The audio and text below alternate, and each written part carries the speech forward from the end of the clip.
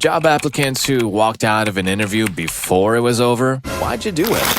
I accidentally walked out on an interview. I'd driven 4 hours to apply for a bar/gaming room job in preparation for moving cities for study.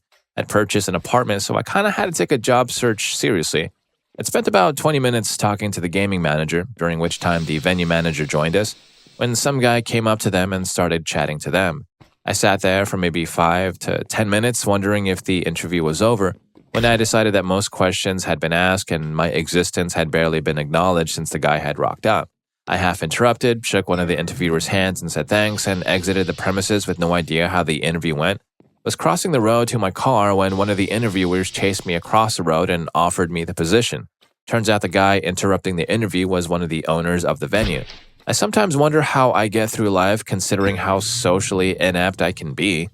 So, it turned out to be a good thing that he walked out, right? Yay for happy misunderstandings. Story 2. I was told about 40 minutes into an interview that the job I was interviewing for was going to be a 11 p.m. to 6 a.m. position. This had never been mentioned in the original job posting or in the preliminary call prior to the interview. This wasn't for a gas station job or anything either. High-profile law firm who basically needed a graphic designer to put together presentation materials overnight for use the following day. They also said it so that I'd be working hours just barely under the limit to qualify as a full-time employee with benefits. Again, none of this was ever mentioned in the job description up to this point. The last straw was that they gave me a 30-minute test to prove I could work on a deadline based on the actual materials I'd be working with. Chicken scratch, post-it notes, unintelligible audio recordings, and other horrible sources I had to base my designs on. I walked out of the test about 5 minutes in. Story 3. Just after I had been given 3 months' notice of layoff due to office closure from a job that I really liked, I took off early one day for an interview across town. When I arrived, I entered a waiting room full of people at least twice my age in suits, resumes in hand. Upon seeing this sight, I realized I had very little chance at the position being offered, but since I was there, I might as well try. What I didn't expect is that we were all scheduled to interview together. We were all herded into a conference room where the group interview commenced. After a few rounds of questions, learning each other's qualifications, how we would handle various situations, and so on, we collectively learned that this position was part-time, not what had been advertised, and paid a mere $9 an hour. I walked out along with 3 other people. Wait, only 3? Gotta wonder what put all those older, well-dressed business types in such dire situations that they were even considering staying after that. Story 4. The job was advertised as a morning shift. The interviewer starts to explain how I would be used as a wild card to fill any shift that was needed, including short notice. Got another one. Went to a job interview for a listing listed as a job at a huge high-tech firm on the West Coast. All it was a recruiter scouting for people. There were no interviews with any company. He just wanted to build my profile. He explained that if he found me a job, I would be an employee of his for 2 years before I would be an employee for the actual company. I wanted to bail then, but as soon as he said I wouldn't have any benefits and minimum wage, I noped the hell out. Got up, grabbed my coat. I was shaking my head while putting on my coat, and as I was walking out, he said, "I'll put you down as a lost cause." I am familiar with headhunters and was working with 2 other headhunters at the time. His terms were just straight-up robbery. Story 5. Got a phone call from some guy, claimed that my former manager at the restaurant where I used to work had recommended me for a position at a company that helped brick-and-mortar businesses transition to online sales. I was desperate for work, so I agreed to meet this guy at a Starbucks in the suburbs without even really knowing what the job was. 5 minutes after I sat down and he started talking to me, I realized I'd been swindled. He was talking maniacally all about their top earners, 100 grand a year, make your own money on your own time, quote, "We make dimes, you make dollars," and drawing frickin' bubble diagrams. It was like this scene in The Office where Jim draws the pyramid over Michael's chart, but this guy drew the pyramid himself and saved me the trouble. And then he name-dropped his parent company, Amway. At that point, I totally checked out and this psycho knew. Instantly, his demeanor changed. "I get the feeling you're not too interested. Why?" I said, "Look, I gotta be honest, I've heard some bad things about Amway. Maybe the words pyramid scheme ring a bell. I don't have the time to invest into this business." And then he looked at me with his cold eyes and said, "I can tell you that anything you've heard about Amway is basically a lie," and then launched right back into his crazy pitch. I let him wear himself out and said, "I'll call you." He tried to approach me again when I was smoking in the parking lot, and I just waved goodbye until he walked away. These companies are monstrous. The only people who can succeed in them are monsters, and the other 95% are dumb victims who don't know what they're getting into. Freaking pathetic. Story 6. Back in high school, I had an interview at Cold Stone Creamery. They made us break into groups where we had to create and sing a catchy tip song. I'm really shy, so I wanted to walk out before the singing commenced, but I really needed a job, so I decided to try and stick it out. I sang the stupid song. After the songs, they interviewed us one by one. For one question, they basically asked us what we thought the weaknesses of our group members were. I told them I didn't know the people well enough to say that I didn't really want to get a job by bad-mouthing someone else. As I got up to leave, they asked me if I wanted to hear what some of my group members had said about me. I just kept walking. Should have gone with my gut and left before the singing. Story 7. I walked out on an interview only once, and it was because the people organizing it were insane. They had arranged a large-scale interviewing process for the entire city. After getting there early, I realized there were quite a few applicants, so I didn't mind the fact that I had to wait about 3 hours. Eventually, they asked a group of 3 of us into an office where we waited again for about 45 minutes. Again, I was just happy to have an interview, so I waited. Eventually, I met with the manager for the store who asked the standard range of questions, and I thought I did pretty well. At the end of the interview, though, I was asked to sign a waiver, and when I asked why, I found out that they had recorded the entire interview for the purpose of an episode of Current Affairs and didn't tell me beforehand. After waiting for so long just to be disrespected like that, I just walked out. I happened to catch the episode later, and it featured some of the people who I had waited with in the room. Thank God I didn't sign that waiver because the angle of the investigation was that unemployed people didn't put any effort into getting jobs, completely ignoring the fact that everyone had to wait for hours just to get a chance. Story 8. I graduated in 2009 with a degree in print journalism, and after a summer of doing random retail stuff, I decided to find a real job. I see a job posting for a marketing specialist with emphasis in graphic design work. I brought my portfolio, and they told me they were impressed and that I would get to do some design, writing, and editing. They said they'd represented big-time companies, so 22-year-old me was incredibly excited. They told me to come back the next day for a job shadow, dressed professionally. I showed up bright and early, my nicest business clothes and heels, and they told me I would be riding with this redheaded girl. Side note, she started where I wound up working a few years later and didn't make it through training. I live on the north side of my city, and we drove all the way south to a residential neighborhood. I wasn't 100% sure what was going on, but they gave me a catalog and said we would be doing door-to-door sales for Sears Home Improvement. I made it 2 hours in the Midwest humidity dealing with angry homeowners who didn't want to have their homes improved by Sears. While walking onto a driveway, my foot got caught in a rabbit hole and I felt a snap. I couldn't put any weight on it and told the redheaded girl I needed to go. She panicked, saying she needed to meet her quota for the day. I asked if we could take an early lunch, so we went to Arby's, where she and the rest of the sales crew left me with a swollen foot. I had to call my dad to pick me up. He worked an hour and a half away. He dropped me off at my car and I drove with my injured right foot home. Yeah, that helped. Nope. I went to urgent care and discovered I had an avulsion fracture on the top of my foot. Yes, it was Matrix Resources. Stupid. Story 9. It was a security guard job. I was way overqualified but needed to pay bills. Sat down across from a cold-eyed young woman who worked in HR. She read interview questions from a computer screen in monotone, typing my answers up as we went. I was kind of angry and snappy. I answered all the questions really well, but sometimes she didn't feel it filled the exact questions. I'm guessing that she was really unhelpful.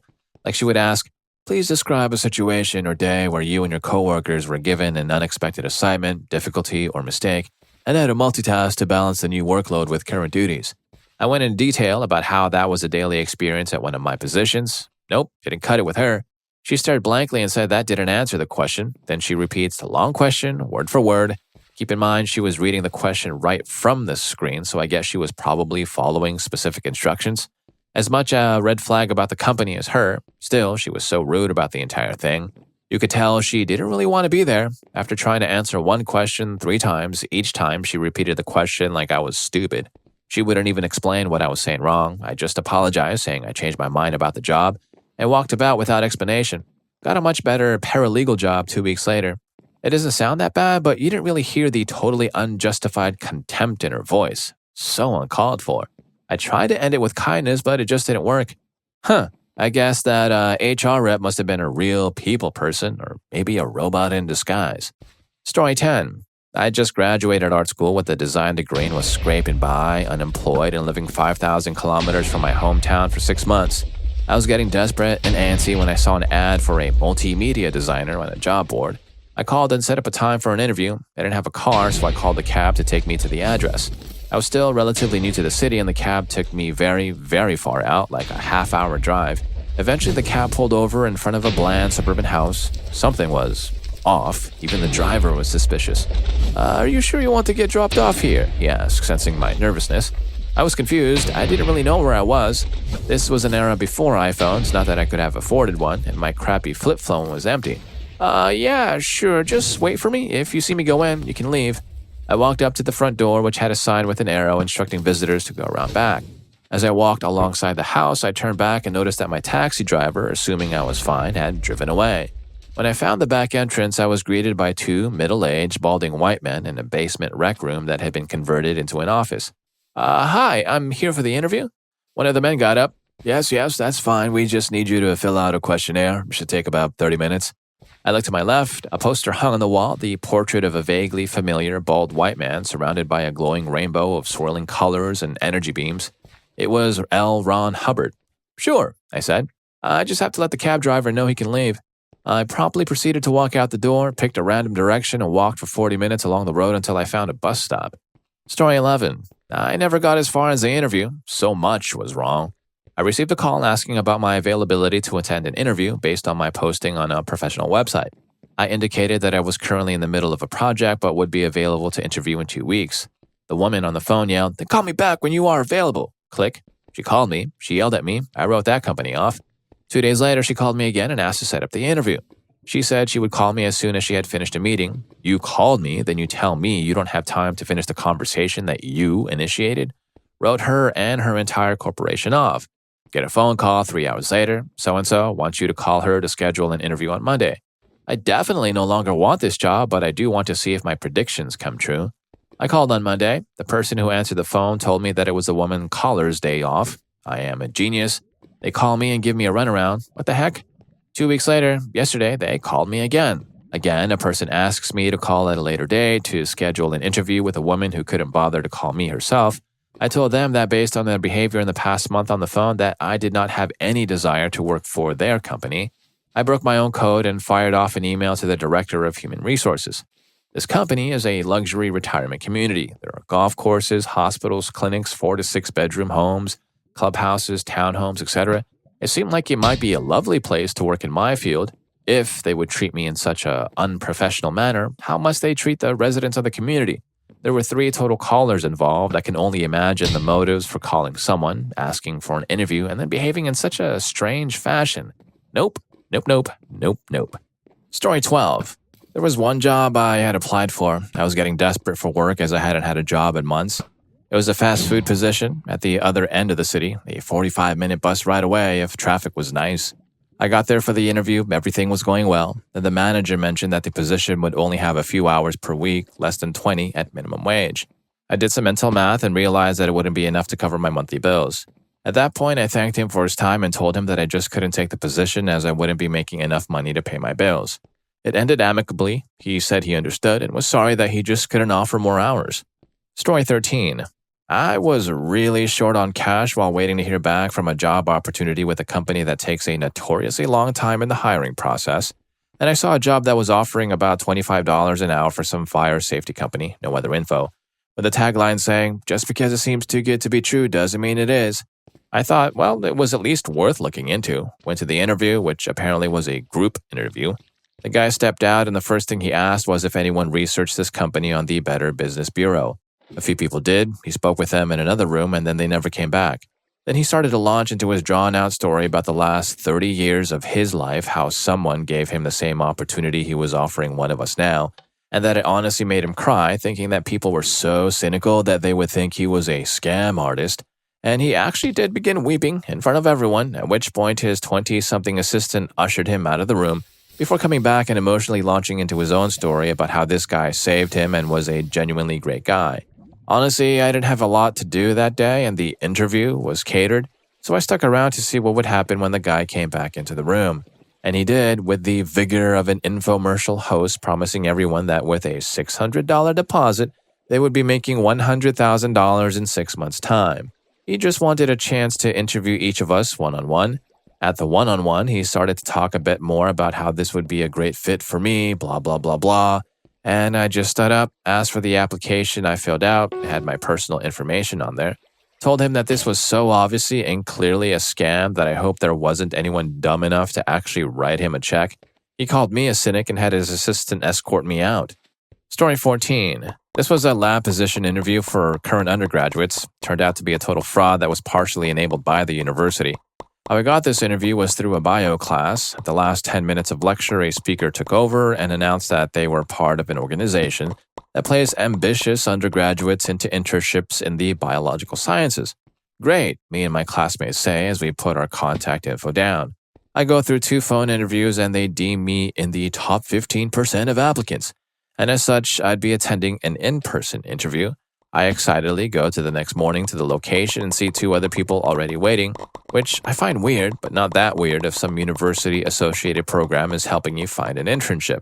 We do a group interview in some classroom on campus where we talk about medical and graduate school, science skills and knowledge, etc., and we are told how they can put us in a unique opportunity for success in these fields. He asks us to silently read over a brochure for 1 minute. It's a brochure for freaking painting houses. College Works Painting is in bold on the front with pictures of smiling students doing manual labor. The guy is sitting there with a big white smile and starts the high-pressure tactics, implying we are already sealed into the job. I just packed up and left as a guy peppered me with jabs about being a failure. 1 other interviewee left right after me, but the third unfortunately was hoodwinked into signing a contract thing on the spot. She told me right after and was already really regretting it. Don't know what happened to her though. Apparently this happens all over the country, and once students catch on, they leave and then return a year or 2 later. I tried to spread the warning to my incoming undergraduate friends. Hilariously, if you Google College Works Painting Scam, the first result is themselves giving advice to college students on how to avoid pyramid schemes. And every one of the 13 points, they repeat how College Works Painting is in no way a scam. Number 5 is especially funny, as that defines the entirety of the interview process. Here is a pretty entertaining local review site for the service, which is filled either with clearly faked 5-star raving comments, "Thanks, College Works Painting, I will use you again and refer my friends and family," or with absolutely abysmal reviews, without a doubt the absolute worst choice one can make for an exterior paint job. Basically, it sounds like a bunch of confused college kids running around a property with no guidance, breaking crap and just painting things whatever color they want. Also, just Reddit search College Works Painting to see page after page of university kids all complaining about this crap company. Story 15. I got a call about a marketing position I applied to in NYC. The posting seemed legit, but after I applied, the red flag started flying. Their website said nothing about what they do or what services they offer, just about how much their employees love working at this place. Then they made the mistake of calling me within 30 minutes of applying. I know I had a damn good resume, but a response within a half hour was absurd. Then they just raved about me, told me they wanted me to move up to the group interview in 3 days, on Monday in NYC. At this point I said yes, but I was highly suspicious of their super fast pace. Then came the search. I looked into the phone number they called from, and that led me to a company with a similar name, which showed me that they were being deceptive about who they really are. The company was in the business of selling energy. Basically, in the area, there are companies that resell energy from the electricity provider.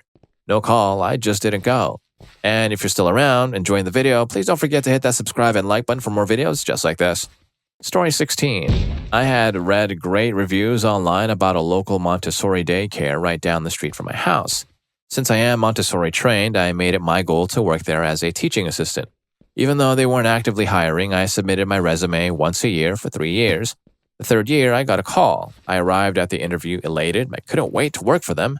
I walked in and sat down with the owner. She started off by explaining how the new position had just opened up. Apparently, Susan, the lead preschool teacher for the last 10 years, was recently let go because the owner's youngest daughter just finished her Montessori training and the owner wanted to promote her into the lead teacher position. The owner told Susan that she could either work part-time as the daughter's assistant with a huge pay cut or she could leave. So as you might imagine, Susan quit. The owner told me the story with absolutely no twinge of ethical awareness and a chilling lack of emotional investment. I was horrified.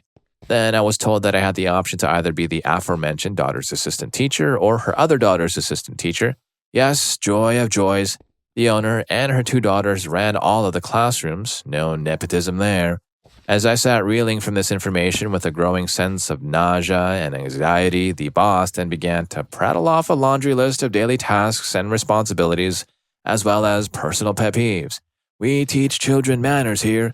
They need to learn to push in their chairs, they have to walk around the rugs, not on them, etc., etc. I look at the clock and realize that the boss had been talking for 20 minutes straight and she hasn't asked me any questions. In fact, she hasn't even let me speak yet. I politely pardon myself for interrupting her and say, "I'm sorry, can I just ask, what are the hours for this position?" To which she responds, "Can I just finish? Let me just finish what I was saying." And then she delves into another 30 minutes. I'm not kidding you, I'm watching the clock of rules, commands, and other babble. During her half-hour speech, I find myself getting increasingly anxious. The walls are closing in, I'm fading in and out, wondering if maybe I can fake needing to retch and run out of the room and then just keep running, getting in my car and drive away.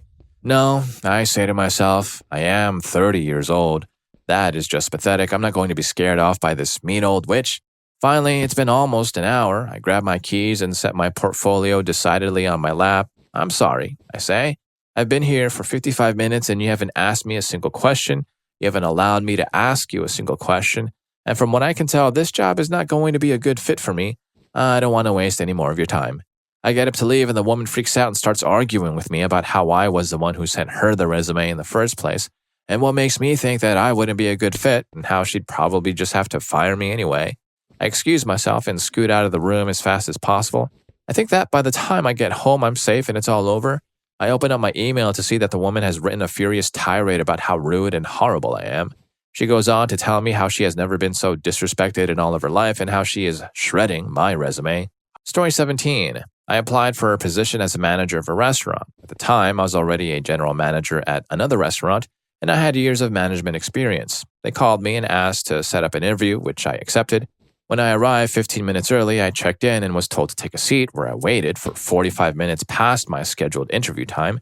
When I was finally interviewed, the interviewer was mumbling something about frickin' crappy servers, then ranted to me about how upset he was that a server was refusing to pick up a night shift. Then he used a bunch of terms for women about that server. As the interview progressed, he would start side tangents about his staff and past managers. He then told me that while I applied to a manager's position, they actually didn't have one available, and that I could serve tables until a position became available. I asked when that might be, and he said maybe 6 to 8 months. I read him the riot act in front of staff and customers about how much of my time he wasted, and how he should never talk about his staff like that and about his professionalism. 8 months later, the restaurant closed.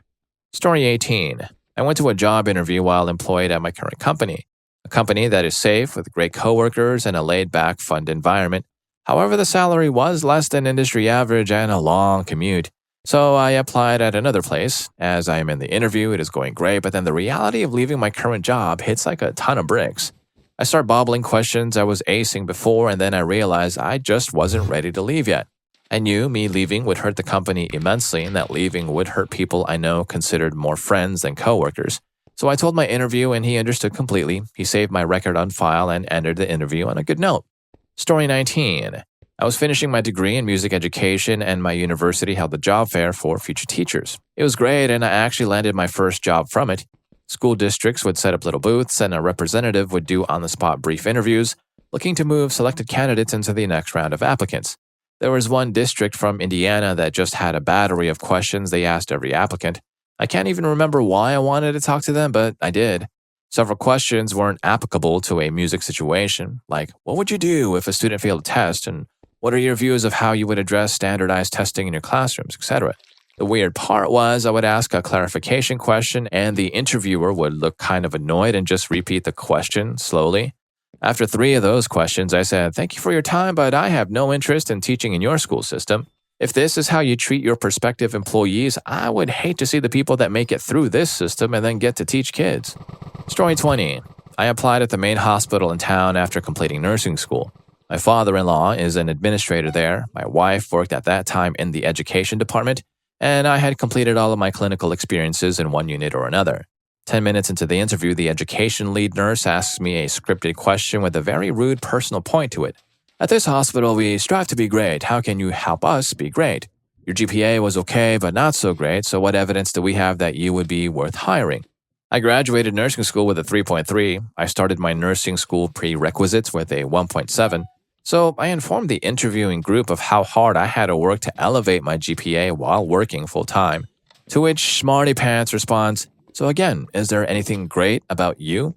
I snapped because of her tone of voice and replied, "My work ethic is fantastic, and since this hospital strives to be great," yes, I air quoted, "why do you pay your staff less than any other hospital within 100 miles?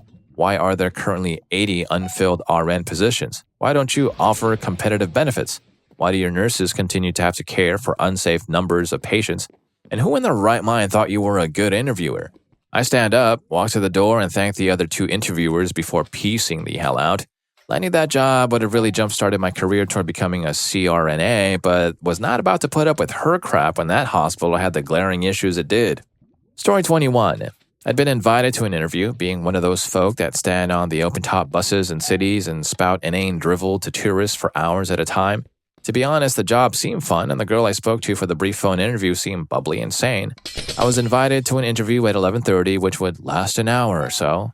An hour in, and 30 of us are in a tiny room getting a presentation on how great the company is to work for, complete with PowerPoint pictures of buses.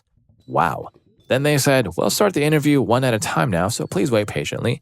They took one person in for a 45-minute interview. After the first one, it was pretty obvious they were going to be doing this one at a time. I decided to bail, told them my time was more important than this, and went and sunbathed in the park across the road. Another time, it was for a marketing job that involved preying on poor people and government grants and the like. Really shady stuff. The interview was a guy telling me how he only started 6 months ago and now he's super rich, and he can see great potential in me. I'm going to be fast-tracked for management. Then he practically forced me onto a bus going to a really low-income neighborhood with his apprentice, some other poor soul he'd sucked in last week, and said I could do a full day's trial. I asked when we'd be back, and he said we'd get to the office at about 10 p.m. and then do our day's paperwork for a few hours. Turns out they expected me to work from 8 a.m., got to be there for the day's mandatory motivational meeting, until after 11 p.m., 6 days a week, to work on one of the worst rates of commission I've ever seen. No thank you. Saw how they treated the folk at the first house and just wandered off. They didn't come after me, so I guess my management potential had been worn off by then. Story 22. I had applied to work at Kmart. I had experience with sales and working registers, so essentially that's what I applied for. While I walked in, told the girl at the customer service desk I was there for my application interview. So the girl behind the desk was the same girl that would be conducting my interview. She looked at me, told me that the positions I had applied for were not needed all that bad, but they did need a maintenance person and that I could start right then and there. I honestly thought I was being pranked until I looked over at the desk again. Behind this lady was a mop, bucket, and some cleaning supplies. She was not joking. As she was telling me what I'd be doing, I hadn't even agreed to the maintenance position. I just got up and walked out. Nope, not doing it. Story 23. I interviewed to be a property manager for an office complex. We did the interview with a regional director and the company's HR director. The interview took place in the office of the property manager they were to hire. About 15 minutes into the interview, the regional director's phone rang out loud. Instead of apologizing and continuing on, he answered the call. He was very loud on the phone and didn't even say anything about being in the middle of an interview. The HR director looked at me, gave me a look that was like, sorry, he thinks he's a big deal. I looked around while he was on the phone and noticed there was a camera on the ceiling with their company logo on it that faced the property manager's desks. That was the last straw.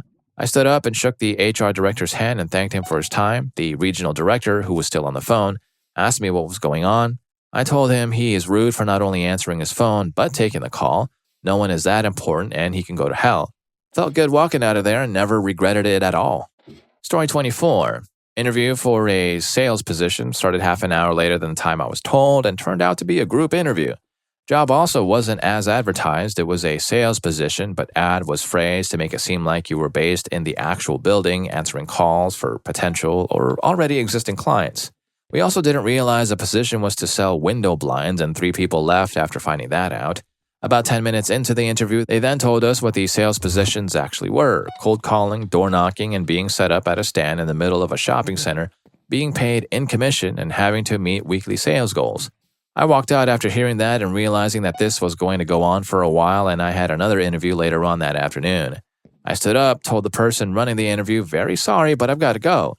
She looked really exasperated and someone yelled at me, "Really?" She stopped the interview and asked, "Does anyone else want to leave?" And two other people stood up and bolted. The interview ended up lasting about an hour. I was waiting for the bus to show up the whole time and ended up catching it with everyone else who was at the interview. Story 25. I was at an interview for a call center sales position at the local telecommunications company. I've had a few interviews that have a test. Usually it's questions like, "You're in X situation, what do you do?" "Show how fast you can type." Kind of crap administered to a group to eliminate a group of candidates faster before doing it in person. However, this interview turned out to be a 2-hour test that was the MMPI with the critical questions blanked out. If you don't know, this is a 550-plus true-false test used with psychologists to assess personality and mental health issues, with the critical questions that figure if you are schizophrenic and seeing crap or depressive. It's been years for me since I've had to remember what's on this test. I was like, 1, why do they need this data? 2, could they hold it against me later if they think I'm crazy? 3, why should I waste my time doing a test for hours for a $14 per hour job? 4, these interviewers aren't idiots. Best is the test has a lying scale, so if you just checked whatever it would know, if they were even scoring it right.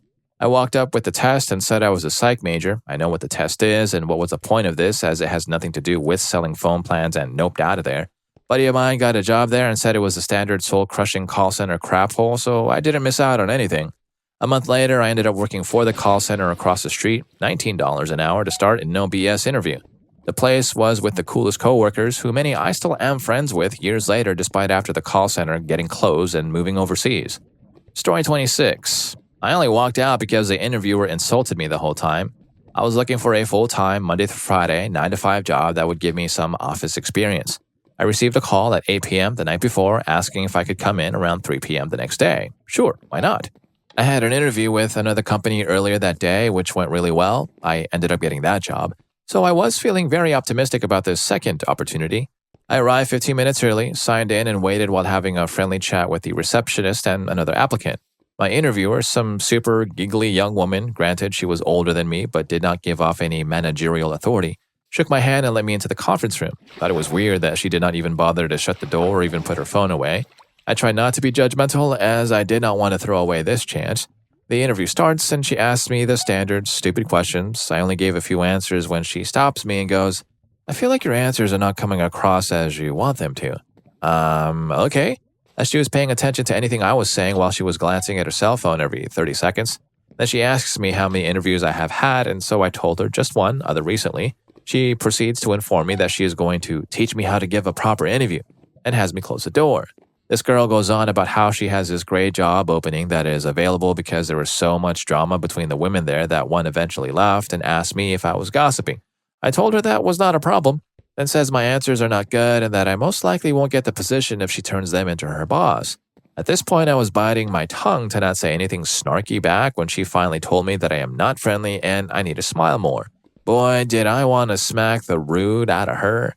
I told her I was going to get the job because it would help me gain office experience, and once I had my degree, give me more opportunities in the legal field. She tells me she has contacts in the legal field and goes back on her cell phone to text her friend that might be able to get a job because I probably will not get this job since I am not qualified, and asks what I think. Here is when I finally decided my dignity was not worth dealing with this witch.